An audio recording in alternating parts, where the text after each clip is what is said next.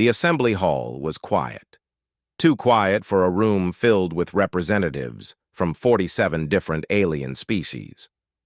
Captain Dae-hyun stood at the center of the chamber, his hands clasped behind his back. His uniform was crisp and clean, decorated with medals from 3 decades of service. Next to him stood Dr. Hae-won, wearing the simple gray robes of the Human Science Council. Neither of them moved. Above them, the voting display showed the final count in bright blue numbers.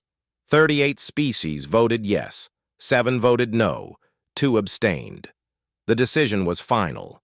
Humanity would be expelled from the Galactic Assembly. Counselor Vreth rose from his seat. He was a Mantillion, tall and covered in silver scales that reflected the chamber lights. His voice echoed through the hall when he spoke. The decision is made. Humanity has proven itself too dangerous to remain among civilized species. The accident on Vrelian 6 claimed 200 innocent lives. This was not the first incident, and it would not be the last. Dae-hyun listened without expression. The accident had been terrible. A human mining team had tried a new drilling technique without proper authorization. The mine collapsed. 200 Vrelian workers died in the cave-in. Humans died too, but that did not matter now. The galaxy had made up its mind. You are reckless, Vreth continued. You break protocols. You take risks that endanger others. You wage wars among yourselves. You refuse to follow the established ways. The Assembly cannot tolerate such chaos. Other counselors nodded. Some looked uncomfortable, but they said nothing. The vote was done. Dae-hyun waited until Vreth finished. Then he stepped forward. The chamber fell silent again. Everyone expected arguments. They expected humans to defend themselves, to plead, to present evidence. That was how these things usually went. Instead, Dae-hyun bowed slightly. The Assembly has spoken, he said. His voice was calm and clear. We accept your decision. Humanity will withdraw from all Assembly territories within 6 months. We will honor all treaties and agreements during our departure. We will leave nothing behind that would cause problems. Dr. Hae-won stepped forward next. We understand your concerns, she said. We respect the Assembly's judgment. We will begin preparations immediately. That was all. No arguments, no anger, no desperate speeches about friendship or alliance, just acceptance. Counselor Vreth looked surprised. He had prepared for a long fight. He had documents ready, more accusations, more evidence of human danger. But he did not need them now. Ambassador Quilks, a Fentari with blue skin and large eyes, watched from his seat. He had abstained from the vote. Something about this felt wrong to him. Humans were unpredictable, yes. They were strange and often difficult to understand. But they had also saved his homeworld once. A human medical team had stopped a plague that killed millions. They had worked for 30 hours straight without rest. They had figured out solutions that Fentari doctors never considered. Quilks leaned toward his aide. They are not fighting back, he whispered. Why are they not fighting back? The aide had no answer. Dae-hyun turned to leave. Dr. Hae-won followed. The other human representatives rose from their seats and walked out in a single line. They did not look at anyone. They did not speak. Their footsteps echoed in the silent chamber. The door closed behind them. For a long moment, nobody moved. Then the counselors began to talk among themselves. Some celebrated. Others looked uncertain. A few, like Quilks, sat quietly and wondered what they had just done. Outside the chamber, Dae-hyun and Hae-won walked through the crystal corridors of Veron Prime's government complex. Other humans joined them. Nobody spoke until they reached their transport. That went exactly as we expected, Hae-won said finally. She looked tired. They voted with their fear, not their reason. Dae-hyun nodded. We gave them no excuse to escalate. No drama, no conflict, just acceptance. Will they regret it? Asked a younger officer. Dae-hyun climbed into the transport. That is not our concern anymore. We have 6 months. We need to bring everyone home. The transport lifted off, carrying them away from the heart of galactic government. Below, Varen Prime sparkled like a jewel. Millions of beings from dozens of worlds lived and worked there. Humans had helped build parts of it. Human engineers designed the water systems. Human programmers wrote security software. Human teachers worked in the universities. All of that would end now. Hae-won looked at her datapad. Messages were already flooding in from humans across assembly space. Station managers asking for instructions, military commanders requesting clarification, civilians wanting to know if they really had to leave their homes. Send the recall order, Dae-hyun said. Everyone comes home, no exceptions. We have 6 months, but I want to be done in 5. Some will not want to leave, Hae-won said. They have built lives here, families, businesses. The assembly voted, Dae-hyun replied. We respect that vote. All humans leave. Over the next few days, the news spread across the galaxy. Humans were being expelled. Some species celebrated, others worried. Many did not think much about it at all. Humans made up less than 2% of the assembly population. How much difference could they make? On Korvax Ring Station, engineer Sung-min received the recall order while eating lunch. He read it 3 times. Then he looked around the station's engineering bay. He had worked here for 15 years. He knew every pipe, every wire, every quirk of the life support system. The system was old and temperamental. It needed constant attention. You had to listen to it, feel when something was wrong before the sensors caught it. Sung-min had already trained his replacement. A young Korvax engineer named Tillix, smart kid. Good with numbers, but he had only been here for 8 months. That was not enough time to really understand the station. Still, orders were orders. Sung-min began packing his tools. Across the galaxy, pilot Ji-woo landed her cargo ship at a deep space mining facility. She delivered supplies and picked up processed ore. She had been running this route for 12 years. She knew all the station managers. She knew which docks had the best repair facilities. She knew shortcuts through the asteroid fields that cut 2 days off the journey.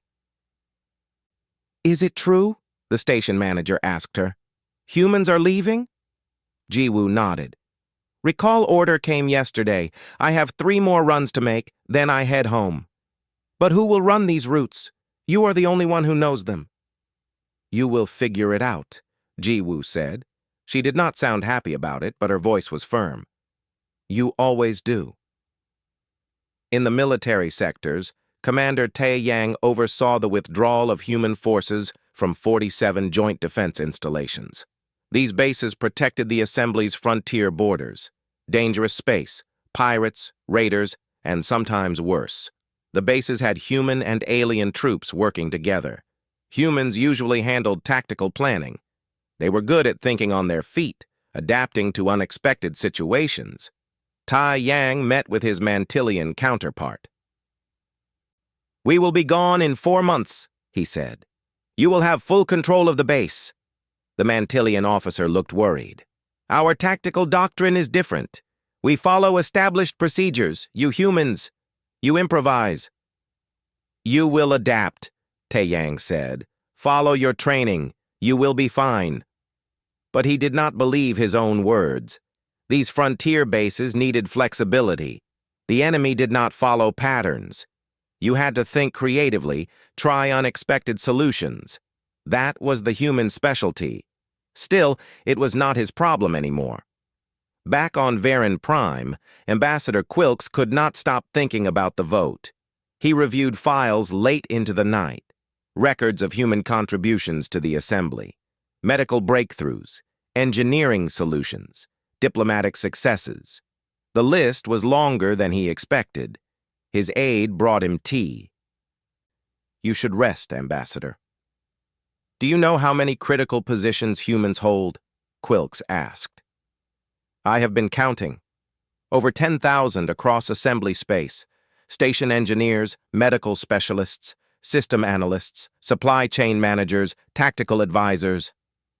They are only 2% of the population, the aide said. Surely we can fill those positions. Quilks was not sure. Humans had a way of ending up in difficult jobs. The positions that required creative thinking. The ones where standard procedures were not enough.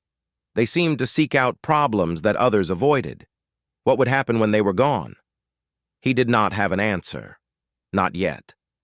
The humans continued their preparations. They were quiet about it, professional.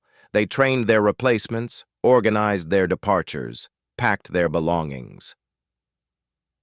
5 months later, the last human transport would leave assembly space. And then the silence would really begin. Engineer Sung Min wiped his hands on a cloth and looked at the young Korvac standing next to him. Tillix had 4 arms and green skin that changed shades when he was nervous. Right now, he was very pale green. "Remember," Sung Min said, pointing at the life support panel, "the pressure sensor in Section 7 always reads 3% low. You need to add that in your head. The computer does not know to adjust for it." Tillix nodded and made a note on his datapad. He had been making notes for 3 months now. His datapad was full of them. "And the carbon scrubbers in the East Wing," Sung Min continued. "They cycle every 6 hours according to the schedule, but they actually need cycling every 5.5 hours. If you wait the full 6, pressure builds up and they jam." "Why not reprogram the schedule?" Tillix asked. "I tried 15 years ago," Sung Min said. "The system rejected the change. Something about safety protocols. I reported it, never got fixed, so I just manually cycle them every 5.5 hours. Tillix made another note. His color shifted to an even paler green. They walked through the engineering section. Sung Min showed him 30 more little quirks. The water pump that made a clicking sound when it was about to fail. The air recycler that needed its filters changed 2 days before the indicator light came on. The backup generator that would not start unless you hit the panel in exactly the right spot. "This is a lot to remember," Tillix said quietly. "You will learn," Sung Min replied. "Just pay attention. Listen to the station. It will tell you when something is wrong." But Sung Min was not sure that was true. He had 15 years of experience. He knew this station like he knew his own home. Every sound, every vibration, every small detail. You could not teach that in 3 months, maybe not even in 3 years. Still, the recall order was clear. All humans leave. No exceptions. On the other side of the galaxy, pilot Jiwoo was making her final cargo run. Her ship, the Morning Wind, cut through space toward the Belter mining facility at grid reference Delta 7. She had made this run 200 times. She knew every asteroid in the field, every gravity well, every dangerous spot. Her co-pilot was a Vrelian named Croth. He had been with her for 2 years, good worker, quick learner. But he had never piloted through this asteroid field alone. "You are really leaving?" Croth asked as they approached the field. "Recall order," Jiwoo said. "All humans return home. The assembly made their choice." "But you know these routes. You trained all of us. Who will run the deliveries?" Jiwoo checked her navigation display. "The company will assign new pilots. You know the basics. You will be fine." Croth did not look convinced. "The basics, yes, but you know shortcuts. You know which asteroids shift their orbits. You know when the solar winds make the field dangerous." "You have all the data in the computer," Jiwoo said. "Data is not the same as experience." Jiwoo could not argue with that. She had learned these routes through trial and error, hundreds of small mistakes that taught her what worked and what did not. The computer data showed safe paths, but she knew faster paths, riskier paths that saved days of travel time. That knowledge came from actually flying, not from reading files. They made the delivery. The station manager, An old Fentari named Quoss met them at the dock. "Last delivery from the morning wind?" Quoss asked. Jiwoo nodded. "Last one. My replacement should arrive next week." Quoss looked sad. 37 years I have run this station. You are the most reliable pilot I have ever worked with, always on time, always finding a way, even when conditions were bad." "The new pilot will learn the routes," Jiwoo said. "Maybe," Quoss replied, "but it took you 12 years to master them. How long will it take the next one?" Jiwoo had no answer. She loaded the processed ore and departed. As her ship pulled away from the station, she looked back one last time. She had grown to like these remote facilities. The people were tough, independent. They had to be this far from the core worlds, but they would have to manage without her now. Across the Assembly's military sectors, Commander Tae Yang was closing down human operations at Outpost Viridian. The base sat on the frontier border, the edge of civilized space. Beyond it was wild territory, pirates, slavers, and worse. The outpost kept them at bay. Tae Yang stood in the tactical center with General Thross, the Mantillion who would take full command when the humans left. "Your defensive strategy," Thross said, studying the displays. "It is very unconventional." Tae Yang smiled slightly. "It works. But it does not follow standard military doctrine. You position forces in unexpected locations. You change patrol patterns constantly. You set up false sensor readings to confuse raiders." "Raiders adapt," Tae Yang said. "If we follow predictable patterns, they learn them. We have to stay unpredictable." Thross looked uncomfortable. Mantillions liked order and structure. They had detailed military manuals covering every situation. Humans had manuals too, but they treated them more like suggestions than rules. "What do I do if raiders attack from an unexpected vector?" Thross asked. "Adapt," Tae Yang said simply. "Look at what they are doing. Think about what they want. Then do something they do not expect." "That is not very specific." "War is not specific, General. Every battle is different. You have good troops and good equipment. Trust your instincts." But Tae Yang knew Mantillions did not work that way. They followed procedures. They did what the manual said. That worked fine against enemies who also followed patterns. But frontier raiders were chaotic and unpredictable. Fighting them required flexibility. He hoped Thross would figure it out, but it was not his problem anymore. Back in the core worlds, Merchant So-Jin was closing her business. She ran the largest independent supply network in the Assembly. 200 planets relied on her company to move goods efficiently. She had spent 20 years building relationships, learning markets, creating supply chains that actually worked. Her office was full of boxes, files being packed away, contracts being terminated. Her assistant, a Korvax named Wellham, looked devastated. "What will happen to the network?" he asked. "Someone else will take it over," So-Jin said, sealing another box. "The Assembly will not let supply chains collapse. But you know all the connections. You know which suppliers are reliable. You know how to route around problems. You know who to call when shipments go missing." So-Jin paused. "You know all of that too. You have been with me for 8 years." "I know some of it," Wellham admitted. "But you know everything. All the little details, the relationships, the favors people owe, the workarounds for bureaucratic problems." So-Jin had built her network on personal relationships. She knew merchants on every major world. She knew dock managers, customs officials, transport pilots. When problems arose, and they always did, she knew who to call. She knew how to get things moving when they got stuck. That kind of knowledge did not transfer easily. You could not write it in a manual or put it in a database. It came from years of experience and building trust. "The Assembly will figure it out," she said. But she did not sound confident. All across Assembly space, similar scenes played out.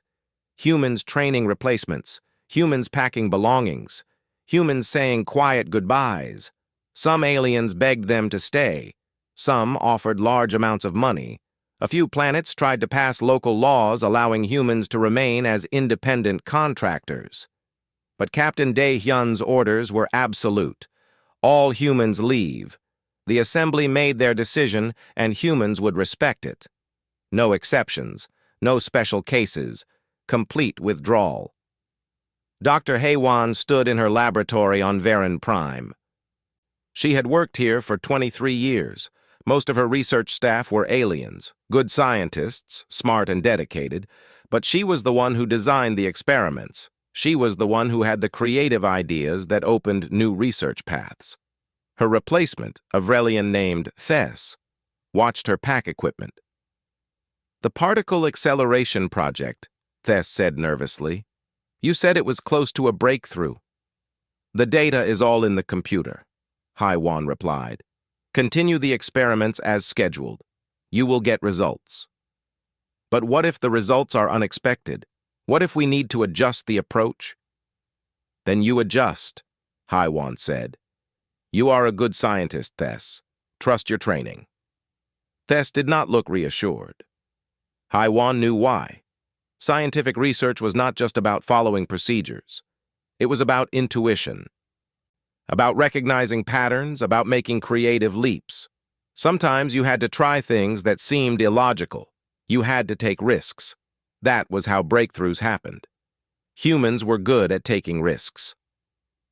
On the final day of the 5th month, the last human transport prepared to leave assembly space. Captain Dae-hyun stood on the bridge, watching the departure schedule. Thousands of ships had already left. Millions of humans had returned to their home territories. Ambassador Quilks had come to see them off. He stood next to Dae-hyun, looking at the view screen showing the planet below. "You never argued," Quilks said quietly. "Not once. You just accepted the decision and left." "The Assembly voted," Dae-hyun replied. "We respect the democratic process.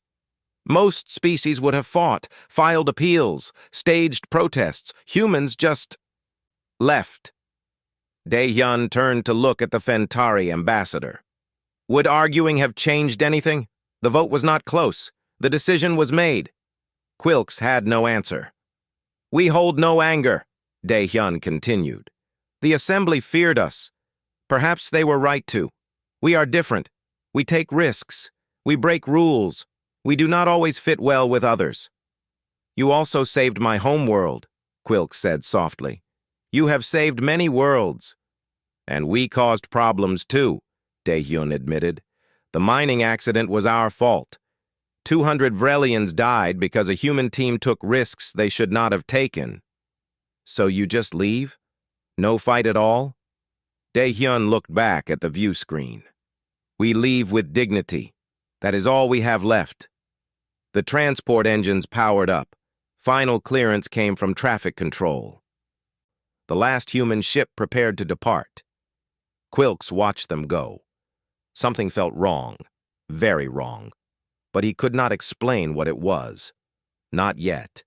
The transport jumped to faster-than-light speed, and just like that, humans were gone from assembly space. The silence they left behind was absolute. 3 months after the last human transport departed, Engineer Tillix was having a very bad day. He stood in the engineering bay of Korvac's Ring Station, staring at the life support panel. Alarms were blinking. Red lights filled the display. The air pressure in Section 12 was dropping. He checked his notes. Sungmin had taught him so much. But this problem was not in his notes. The pressure sensor showed normal readings in the main line. The backup systems showed green. Everything looked fine according to the computer. But people in Section 12 were reporting difficulty breathing. Tillix called his supervisor. "We have a pressure problem in Section 12, but I cannot find the cause." "Run a full diagnostic," the supervisor said. Tillix had already run 3 diagnostics. All came back normal. He ran a 4th, still normal. But the complaints kept coming. The air was getting thinner. He remembered something Sung Min had said. "Listen to the station. It will tell you when something is wrong." But Tillix did not know how to listen. He knew how to read displays and run diagnostics. That was what they taught in engineering school. He started manually checking every valve and sensor in Section 12. It took 2 hours. Finally, he found it. A pressure regulator in a junction box. The computer said it was working fine. The sensor readings were normal. But when Tillix physically looked at it, he saw the problem. The valve was stuck halfway open. He replaced the valve. Pressure returned to normal. Crisis solved. But it had taken 2 hours. Sung-min would have found it in 20 minutes. Sung-min knew which parts failed most often. He knew which sensors could not be trusted. He knew the station. Tillix made a note in his data pad. Check Section 12 regulator monthly. Do not trust the sensor. But he wondered how many other things like this existed. How many small problems that the computer could not detect. How many quirks that only experience would teach him. On the other side of the station, a different problem was developing. The water recycling system was running slowly, not broken, just slow. The computer said everything was fine. But water pressure was down by 15% across the station. The new maintenance chief, a Mantillian named Vross, checked the system. All readings normal. He increased pump power. That helped a little, but not enough. He called in specialists. They ran tests for a week, found nothing wrong. What they did not know was that Sung-min had been manually adjusting filter change schedules for years. The official schedule said change filters every 30 days, but Sung-min changed them every 23 days. The filters would clog faster than the manufacturer claimed. It was a design flaw that was never fixed. Nobody knew about this except Sung-min. He never wrote it down. It was just something he did. A habit formed over 15 years. Now the filters were running past their real capacity.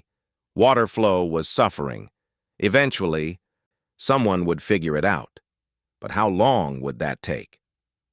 Far away, at the Belter mining facility at Delta 7, Pilot Croth was attempting his first solo run through the asteroid field. He had flown with Ji-woo for 2 years. He had watched her navigate hundreds of times. He thought he understood the route. He was wrong. The computer showed the safe navigation path. Croth followed it carefully, but the safe path took 6 days. Ji-woo always made the run in 4 days. She knew shortcuts, paths that were riskier but faster. She knew which asteroids had stable orbits and which ones drifted. She knew when solar wind made certain areas dangerous and when they were safe. Croth did not know any of this. He followed the safe path. 6 days. Station manager Quas was not happy. 6 days? Ji-woo made it in 4. I followed the designated route, Croth said defensively. The safe route, Quas replied. We need deliveries faster than that. The ore we mine needs to get to market quickly. Quality degrades over time. I can try to go faster next time, Croth offered. No, Quas said firmly. Follow the safe route. I would rather wait 6 days than lose a ship in the asteroids. But the delay meant problems. The mining facility produced ore on a schedule. Refined ore sat in storage, slowly degrading. Ships that used to arrive every 4 days now took 6. Storage filled up. Production slowed down. Profits dropped. Quas filed a complaint with the shipping company. They said they would look into it. But what could they do? Ji-woo was gone. The new pilots did not know the fast routes. Nobody did. At Outpost Viridian, General Thross was discovering that frontier defense was harder than he expected. Raiders had attacked 3 times in 2 months. Each time, Thross followed standard military doctrine. He positioned forces according to the manual. He set patrol patterns based on established strategy. He did everything correctly, and each time the raiders adapted. They probed his defenses, found his patterns, exploited weaknesses. Thross stopped them, but barely, and each attack was more successful than the last. His officers were worried. They are learning our tactics, one said. They know where our patrols will be. We are following proper procedure, Thross insisted. The defense manual has been proven over centuries. Against conventional enemies, another officer said. Raiders do not fight conventionally. They are unpredictable. Thros knew this was true. Commander Tae Yang had warned him, "You have to stay unpredictable." But Thros did not know how to be unpredictable. Mantillian military training emphasized order and structure. You studied the manual. You learned the correct response to every situation. You followed the procedures. Being unpredictable meant abandoning procedures. That felt wrong, dangerous. What if he made a mistake? What if his improvisation failed? But following the manual was not working either. He called a meeting with his senior staff. Commander Tae Yang said, "We need to be unpredictable. We need to change our approach." "Change it how?" an officer asked. Thros had no answer. The manual did not have a section on being unpredictable. That was a contradiction in itself. They tried small changes. Altered patrol routes slightly, moved some defensive positions. It helped a little, but Thros knew they were just making minor adjustments to the same basic strategy. That was not what Tai Yang meant. Real unpredictability required creativity. It required thinking like the enemy, anticipating their adaptations, doing things that made no sense according to doctrine but worked anyway. Tai Yang had been good at that. He had an intuition for tactics that went beyond training. Thros did not have that intuition. He was trying to learn it, but you could not learn creativity from a book. Meanwhile, the raider attacks continued. Back in the core worlds, Merchant Sojin's supply network was falling apart. The Assembly had assigned a large logistics company to take it over. They had resources, ships, and trained staff. Everything should have worked fine. It did not. The problem was not the big shipments. Those ran smoothly. If you needed 1,000 tons of grain moved from World A to World B, the logistics company handled it perfectly.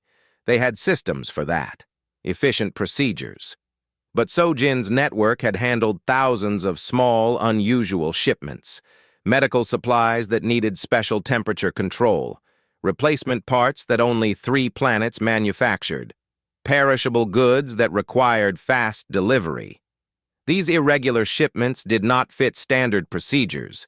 Sojin had managed them through personal relationships and creative problem-solving. She knew which ship captains were reliable. She knew which customs officials would expedite paperwork for urgent shipments. She knew which merchants could provide rare items on short notice. The logistics company did not know these things. When unusual problems arose, they followed standard procedures, which meant delays, which meant shortages. A hospital on Vrelian 4 ran out of a critical medicine. The replacement shipment was stuck in customs on another world. Under Sojin's network, one call would have fixed it. She knew the customs chief. She had done favors for him in the past. He would have expedited the shipment. The logistics company filed the proper paperwork and waited for normal processing. That took 6 days. 3 patients died waiting. Nobody blamed the logistics company. They had followed all the rules, but the results were worse. Similar problems multiplied across the network. Small failures, nothing dramatic, just increasing inefficiency, goods taking longer to arrive, shortages becoming more common. Costs rising as companies had to use faster, more expensive shipping. The Assembly's Commerce Ministry received thousands of complaints. They investigated. They found that the logistics company was following all proper procedures. Everything was being done correctly. Yet somehow, the network was not working as well as it had under Sojin. The ministry did not understand why. On paper, the logistics company was more qualified, larger, better funded, more professional. But they did not have Sojin's 20 years of relationships and experience. They did not have her instinct for solving unusual problems. They had efficiency, but they did not have effectiveness. On Viran Prime, Dr. Haywan's replacement Thess was struggling with the particle acceleration project. The experiments were running as scheduled. The data was being collected. Everything looked normal, but the results were not what Haywan predicted. Something was wrong. Tess checked the calculations, recalibrated the equipment, ran the experiments again. Same results. She contacted Haiwan, who had returned to human territory. The project is not working. The particles are not behaving as your model predicted. What are the energy readings? Haiwan asked. Tess sent the data. Haiwan studied it for a moment. Try reducing the magnetic containment by 8%. That is outside the safety parameters, Tess said. Yes, Haiwan agreed. But the math suggests the particles need more freedom of movement. The containment might be interfering. I cannot reduce safety margins without authorization. That requires a review committee. That will take months. Haiwan sighed. Then the project will stall. The breakthrough is right there, Tess. You just need to take a small risk. But Tess could not take that risk. It was against procedure. She filed a request for the review committee. And she waited. Months passed. The project sat idle. Eventually, the committee would approve the modification. But the breakthrough that could have happened in weeks would now take a year or more. Ambassador Quilks was collecting reports.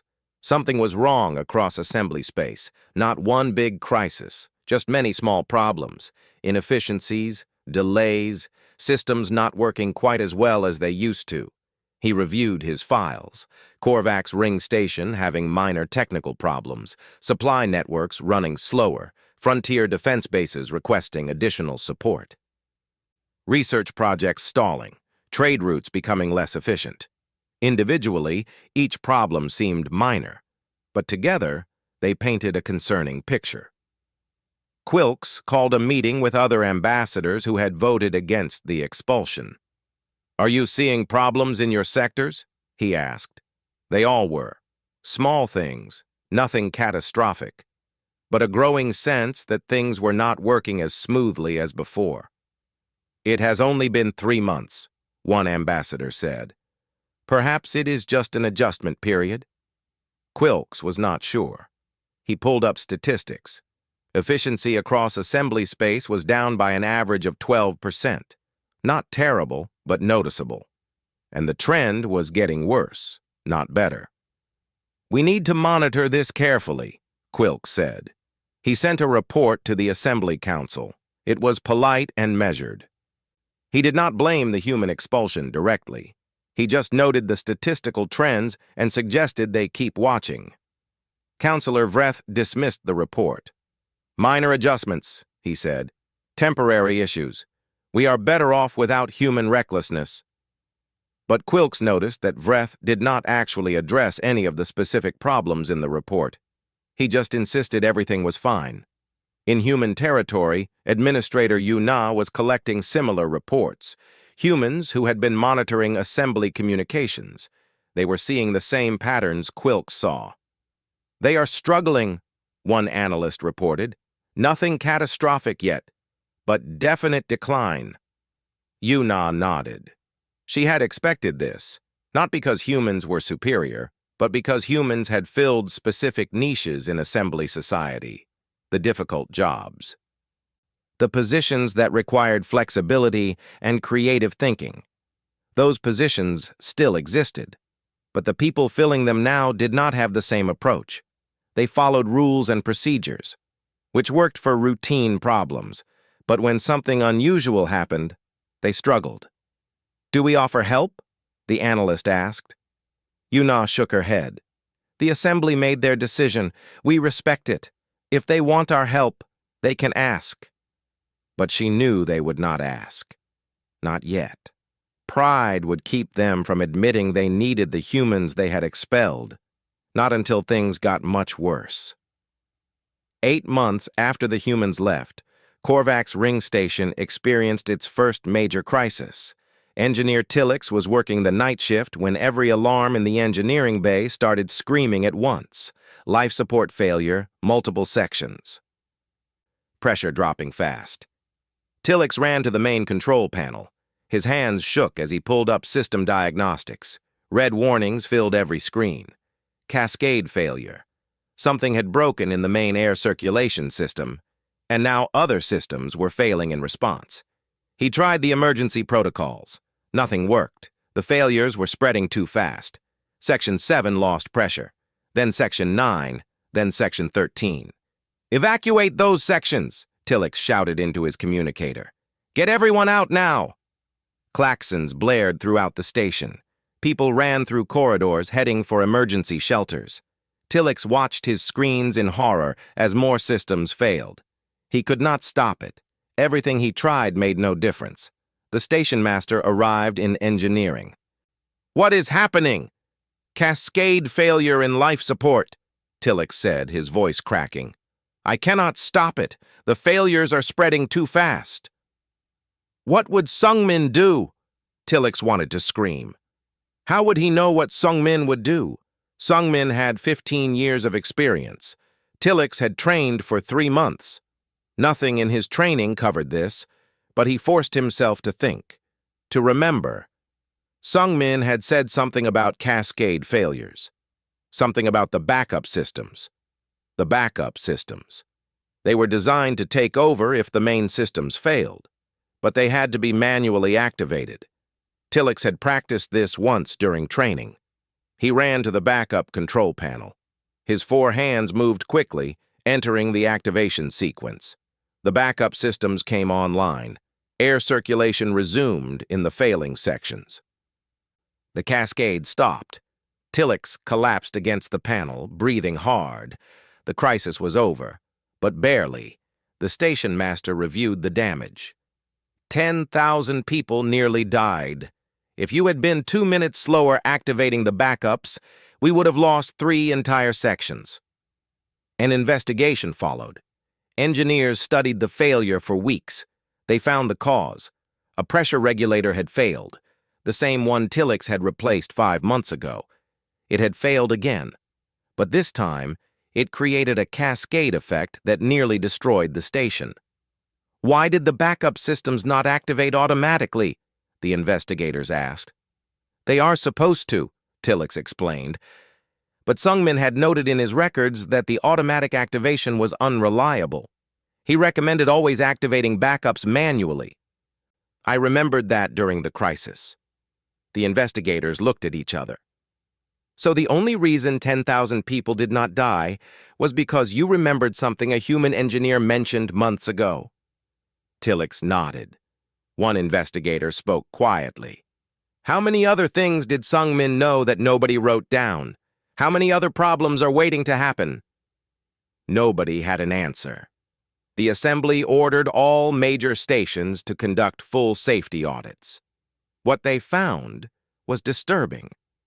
Hundreds of systems across dozens of stations had similar issues, small problems that experienced engineers knew about and worked around.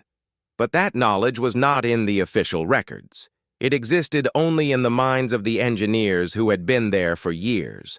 Many of those engineers had been human. At Outpost Viridian, General Thross was facing his own crisis. Raiders had launched a major attack. 3 ships, heavily armed, attacking from different vectors simultaneously. Thross followed standard defensive protocol. He positioned forces to protect critical infrastructure. He established defensive perimeters. He called for reinforcements from nearby bases. Everything by the book. The raiders tore through his defenses. They seemed to know exactly where his forces would be. They exploited every predictable element of his strategy. One raider ship broke through and attacked the main power station. The outpost lost power. Shields went down. By the time reinforcements arrived, the raiders had disabled the outpost and escaped. No casualties, fortunately, but the outpost was crippled. Repairs would take months. The military command was furious. They sent inspectors to investigate. General Thross showed them his defensive plan. It followed doctrine perfectly. Every decision matched what the manual recommended. Then why did it fail? An inspector demanded. The raiders knew our doctrine, Thross admitted. They predicted our movements. So you need to be unpredictable. I do not know how, Thross said quietly. It was a difficult admission. I am trained to follow procedures. That is what makes a good officer. But these raiders require something different. They require improvisation. Creative tactics, things that are not in the manual. The inspector was silent for a long moment. Commander Tae Yang held this outpost for 6 years. Raiders attacked dozens of times. None of those attacks succeeded. Tae Yang did not follow the manual, Thros said. He made up tactics as he went. He positioned forces in illogical places. He set traps. He thought like a raider. Can you do that? Thros shook his head. I am trying to learn, but it does not come naturally. Mantillians are not trained to think that way. Humans were, the inspector said. The military command debated what to do. They could reinforce Outpost Viridian with more troops and better equipment. But that would not solve the fundamental problem. The raiders were creative and unpredictable. Standard doctrine did not work against them. They needed creative officers. They needed people who could improvise. They needed humans. But the humans were gone. Across assembly space, trade was collapsing. The supply networks that Merchant So-Jin had maintained were failing, not completely. Basic goods still moved. But anything unusual or complicated was getting lost in the system. A farming world needed specialized equipment. Under So-Jin's network, that equipment would arrive in 2 weeks. Now it took 3 months. The planting season was missed. Crop yields dropped by 40%. A medical research facility needed rare chemical samples. So-Jin would have sourced them from 6 different suppliers and combined them into one shipment. The new logistics company treated each chemical as a separate order. 3 chemicals arrived. 3 others got lost in processing. The research stalled for 6 months. A colony world needed emergency supplies after a natural disaster. Food, medicine, temporary shelter. So-Jin would have coordinated dozens of suppliers and got everything there in days. The logistics company followed proper emergency procedures. The supplies arrived in 3 weeks. By then, 200 colonists had died. The Assembly Commerce Ministry was overwhelmed with complaints. They hired more staff. They wrote new procedures. They implemented new computer systems. Nothing helped. The problem was not the systems. The problem was that So-Jin's network had relied on relationships and experience, not just procedures. When something went wrong, she knew who to call. She knew how to work around problems. She had built trust with thousands of merchants and officials across the galaxy. You could not replace that with a computer system. Trade volume across the assembly dropped by 30%. Some worlds were facing shortages. Others had surpluses they could not sell. The economy was suffering. Councillor Vreth stood before the Assembly Council, trying to explain. These are temporary disruptions. The new systems need time to mature. Commerce will recover. Ambassador Quilk stood up.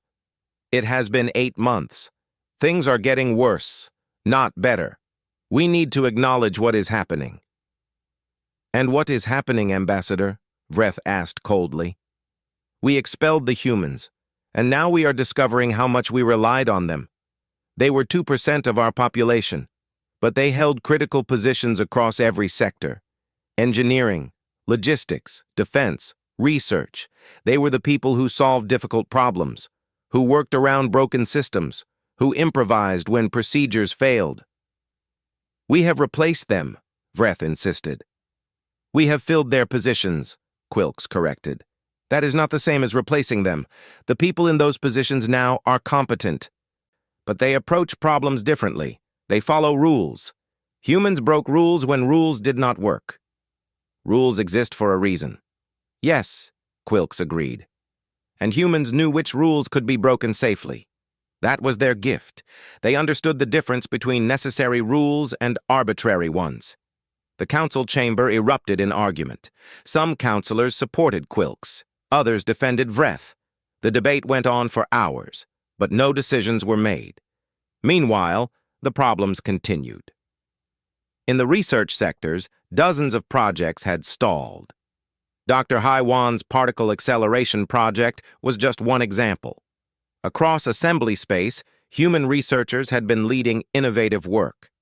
That work required risk-taking, trying new approaches, testing ideas that might fail. The scientists who replaced them were cautious. They followed safe research paths. They waited for approval before taking risks. That was proper procedure. But breakthroughs did not come from proper procedure. They came from taking chances. Research output dropped. Innovation slowed. The assembly was still producing good science, but the cutting-edge work had stopped. Ambassador Quilks compiled a comprehensive report. He documented failures across every sector: station malfunctions, defense failures, economic decline, research stagnation. The statistics were damning. He presented the report to the council.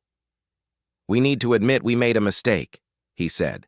"The human expulsion has damaged the assembly. We need to invite them back." Councillor Vreth was furious. "Invite them back? After we expelled them? That would be humiliating." "Pride is less important than survival," Quilks replied. "Another 3 months like this and we will face real crisis. Multiple systems are on the edge of failure." "You are exaggerating." Quilks threw his datapad on the table. "Read the report. All of it. Then tell me I am exaggerating." Other counselors picked up the report. They read in silence. The evidence was overwhelming. The assembly was in trouble. One counselor spoke up. "Even if we wanted to invite humans back, would they come? We expelled them. They left peacefully. They have not complained or asked to return. They seem content to stay away." That was true. Human territory had been silent. No requests to rejoin, no offers to help. Nothing. The humans had accepted the assembly's decision and moved on with their lives. "We wronged them," another counselor said. "They owe us nothing. But we need them," Quilks said. "Whether we want to admit it or not, we need them. The assembly is failing without them."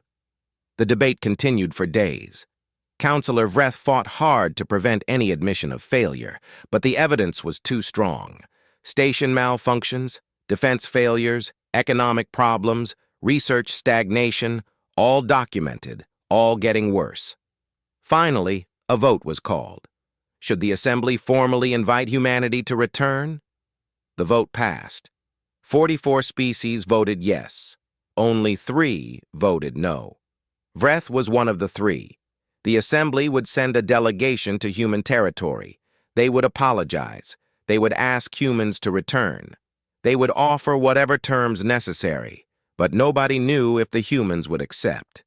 In human territory, Administrator Yu Na received the news. The assembly was sending a delegation. They wanted to talk about humans returning. She called Captain Dae Hyun. "The assembly wants us back."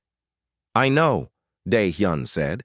"I have been monitoring their communications. They are struggling." "Do we go back?" Dae Hyun was quiet for a long moment. "Not on the same terms. We left with dignity. We will return with dignity. But we will not return as junior members who can be expelled whenever they fear us. If we go back, it will be as equals. They may not accept those terms." "Then we stay here," Dae Hyun said simply. "We have built good lives in our own territory. We do not need the assembly. They need us." Yuna smiled. "You sound very confident." "I am confident we know our worth," Dae Hyun replied, "even if it took the assembly 8 months to discover it." The delegation was on its way. Soon, humans and aliens would meet again, and this time, the conversation would be very different. The delegation ship entered human territory 14 months after the expulsion vote. Ambassador Quilks led the group. With him were representatives from 23 assembly species, the largest diplomatic mission in recent history. They had sent a message ahead, a formal request for a meeting. The humans had replied with a simple acknowledgement. Yes, they would meet, nothing more.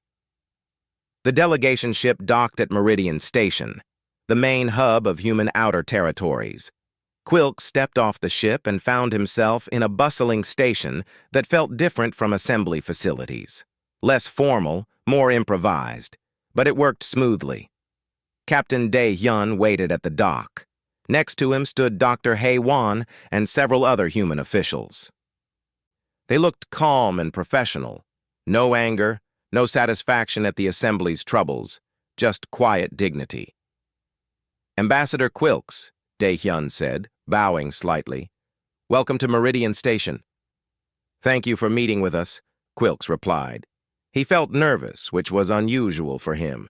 He had conducted hundreds of diplomatic meetings, but this one felt different. "I know we have much to discuss." "Indeed," Dae-hyun agreed. "Please come to the conference room." They walked through the station. Quilks noticed human workers everywhere. Engineers, technicians, merchants, all busy with their tasks. The station had a lived-in quality, comfortable, functional. The conference room was simple. A large table, chairs, nothing fancy. The delegation sat on one side. The humans sat on the other. Quilks began. "Captain Dae-hyun, Dr. Hei Wan, honored representatives, the Assembly has sent us to discuss the possibility of humanity rejoining civilized space." "We never left civilized space," Hei Wan said gently. "We left assembly space. There is a difference." Quilks nodded. "You are correct. I apologize. Let me be direct. The Assembly made a mistake. We expelled humanity based on fear. We worried about your unpredictability, your tendency to break rules, your wars and conflicts. We believed removing humans would make the Assembly safer and more stable." "And did it?" Dae-hyun asked. Quilks looked uncomfortable. "No, the opposite happened. In the 14 months since your departure, the Assembly has experienced significant problems across all sectors." He activated a display screen. Statistics appeared. Station malfunctions, defense failures, economic decline, research stagnation, the same data from his report to the Council. "We did not realize how deeply integrated humans were in our society," Quilks continued. "You held 2% of the population, but you held critical positions, the difficult jobs, the ones that required creative problem-solving. Without you, those positions are filled but not functioning well." "You have competent people," Hei Wan observed. "They follow procedures. They do their jobs correctly." "Yes," Quilks agreed. "But correct is not the same as effective. We are learning that following rules perfectly does not solve unusual problems. Sometimes you need to break rules, or ignore them, or create new ones. Humans were good at knowing when to do that." One of the other delegates, a Mantillian general, spoke up. "Our frontier defenses have failed repeatedly.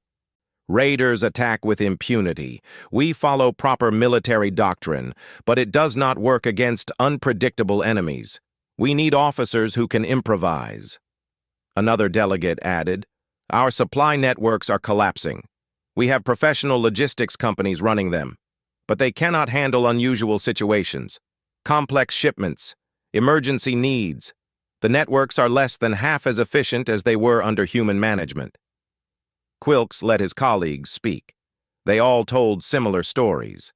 Systems that worked on paper but failed in practice.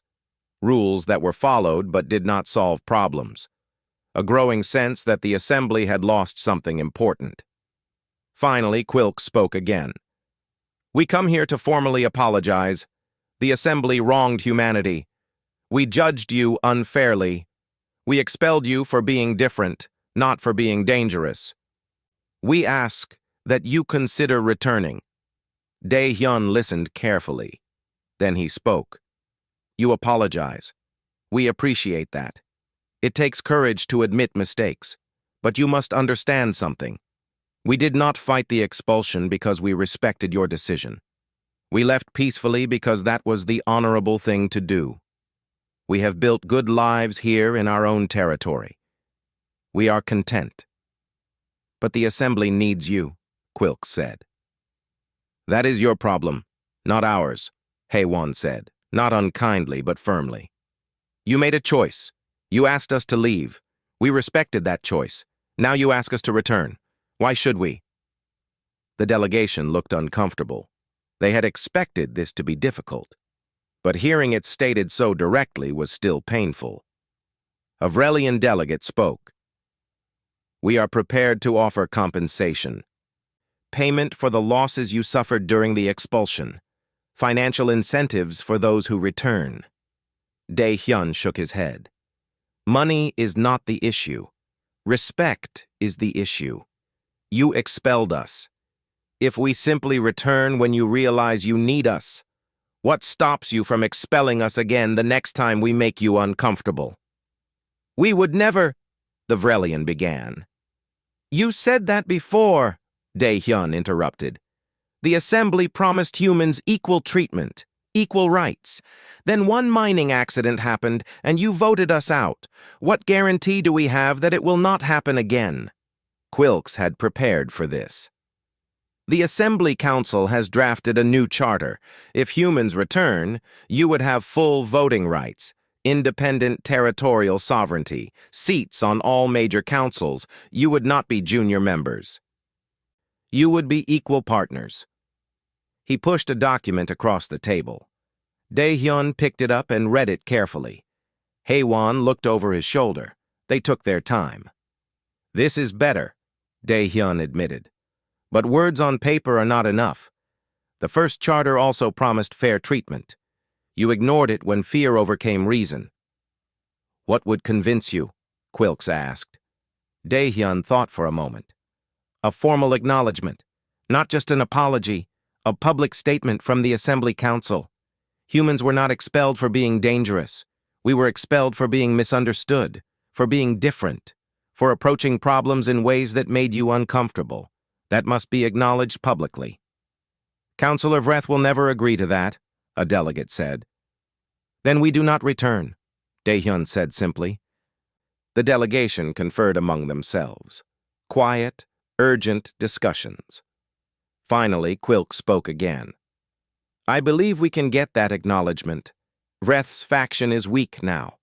The failures of the past 14 months have discredited him. Most of the council wants humans back. They will agree to your terms. Most is not all, Hae-won pointed out. What about the 3 species that voted against inviting us back? One of them was Vreth's species, Quilk said. The other 2 are small populations that rarely participate in assembly politics. They will not block this. Dae-hyun looked at his colleagues. They had a brief, silent conversation. Then he turned back to Quilks. We will consider your offer, but we need time. We will not rush this decision. You rushed the expulsion. We will not rush the return. How much time? Quilks asked. 60 days, Dae-hyun said. We will discuss it among ourselves. We will consult with human communities across our territory. Then we will give you our answer.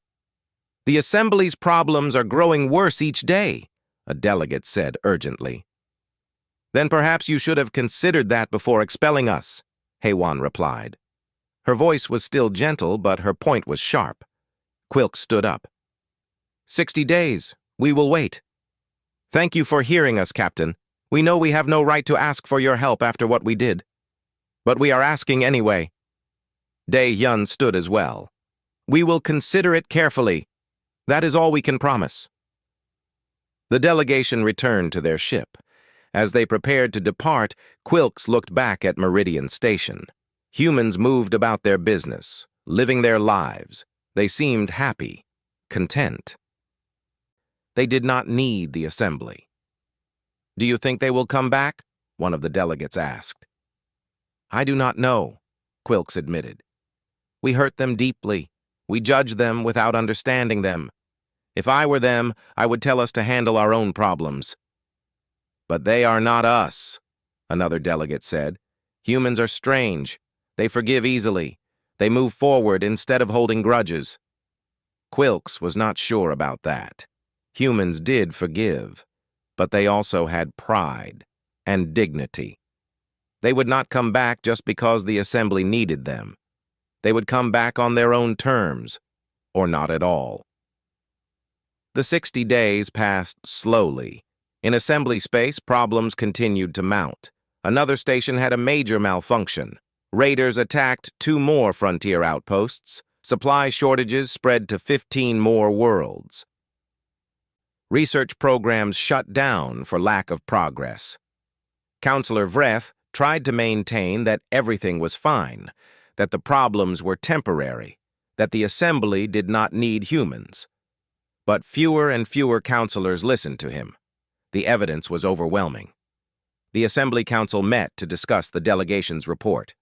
Quilks presented everything. The conversations with Dae-hyun and Hai-wan, the human demands, the need for a public acknowledgement. They want us to admit we were wrong, Vreth said, to humiliate ourselves. They want us to tell the truth, Quilks corrected. We expelled them because they made us uncomfortable, not because they were dangerous. That is the truth. We should say it. The debate was fierce, but in the end, the vote was not close. 41 species supported the public acknowledgement, 6 opposed. Vreth lost again. The statement was drafted carefully. It acknowledged that humanity's expulsion was based on misunderstanding and fear, not on legitimate danger. It admitted that human creativity and flexibility were valuable assets, not threats. It recognized that diversity of approach made the assembly stronger, not weaker. It was broadcast across assembly space, every world, every station. The assembly formally admitted it had been wrong. In human territory, Dae-hyun and Hai-wan watched the broadcast. Around them, other humans did the same. They saw Quilks read the statement. They saw the Assembly Council members standing behind him, supporting the message. They actually did it, Hai-wan said quietly. Dae-hyun nodded. They are desperate, but they also learned something. That is worth considering. Over the 60 days, humans across their territory had debated the issue. Some wanted to return immediately. They missed their homes in assembly space, their friends, their work. Others wanted to stay away. The expulsion had hurt. Why risk it again? The debates were long and passionate, but eventually a consensus emerged. Humans would return, but not as they had left. They would return as equals, with guarantees, with respect. Dae-hyun sent a message to Quilks. The humans accept your offer. We will return to assembly space. We agree to the new charter. We expect the assembly to honor its commitments. The response came quickly. We will honor them.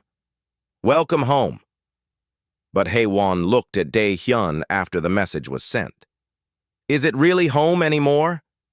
Dae-hyun considered the question. Perhaps not the same home we left, but we can build a new one. Together with the assembly, as equals this time. The return took months to organize. Humans did not rush back. They moved carefully, deliberately. They negotiated detailed agreements. They established clear boundaries. They made sure the new relationship was built on solid ground. Engineer Sung-min returned to Korvac's ring station. Tillix nearly cried when he saw him. I tried my best, Tillix said, but I am not you. I do not have your experience. Sung-min smiled. You did better than you think. You saved the station during the cascade failure. That took good instincts. Instincts I learned from you. Then learn more, Sung-min said. We will work together this time. Not you replacing me, us working as a team. That became the pattern across assembly space. Humans did not return to reclaim their old positions. They worked alongside their replacements, teaching, sharing knowledge, building partnerships. Pilot Ji-woo returned to her cargo routes, but now she flew with Croth as her co-pilot, not her replacement, her partner. She taught him the shortcuts, the tricks, the intuition that came from years of flying. Commander Tae-yang returned to Outpost Viridian. General Thros welcomed him with obvious relief. Teach me, Thros said. Teach me how to think creatively, how to be unpredictable. Tae-yang smiled. It will take time, but yes, I will teach you, and you will teach me patience and discipline. We will learn from each other. Merchant Sojin rebuilt her supply network, but this time she trained dozens of aliens in her methods. She shared her contacts. She explained her approach. The network became stronger because it was no longer dependent on one person. Dr. Hei-Wan returned to her laboratory. Tess was overjoyed.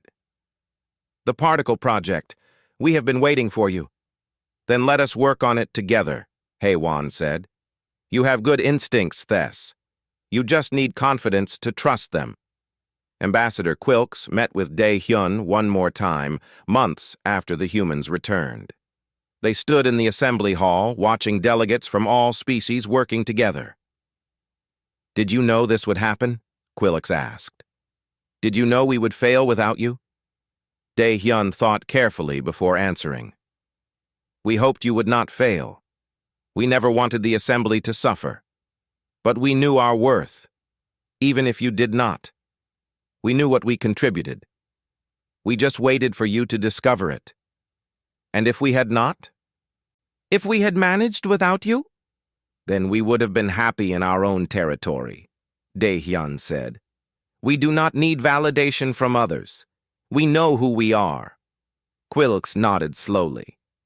"That is the difference, I think. We needed you more than you needed us, but now perhaps we need each other equally."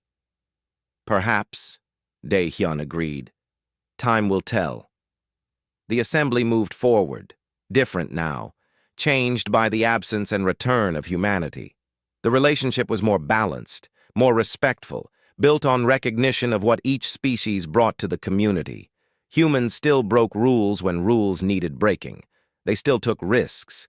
They still made others uncomfortable sometimes. But now the assembly understood. Diversity was not a threat. It was strength. And if humans ever made the assembly uncomfortable again, there would be no more expulsion votes. There would be conversations, understanding, mutual respect. Because the assembly had learned an important lesson. Silence could be louder than any argument. Absence could be more powerful than presence. And sometimes the most important people were the ones you did not notice until they were gone. The humans had left in silence. And in that silence, the galaxy had finally learned to listen.